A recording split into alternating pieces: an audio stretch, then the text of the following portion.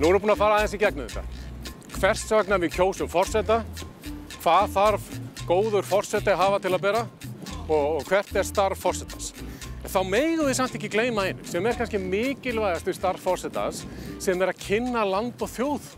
Forseti verður að kynna land og þjóð og vegna þess að forsetinn, hann kannski má líta gáfulega út, en hann verður að hugsa eins og fegurðardrottning. Vegna þess að hann er lykillinn.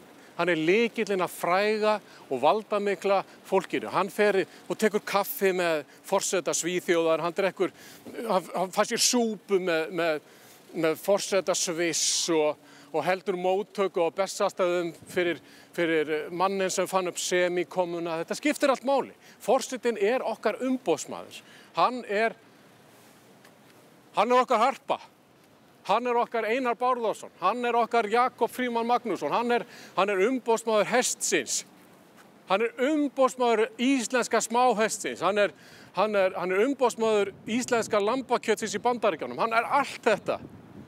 Og við skulum bara viðurkenna það, vegna þess að okkur finnst það mikilvægt og gaman að vita það að heimsfrægt fólk viti að við erum til, að við erum ekki bara einhverju sveitalubbar á eyðieyju.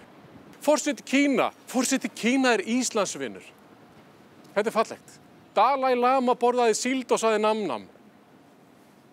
Gaman. Hlýnaði hjartarætur. Við erum ekki bara sveitalubbar.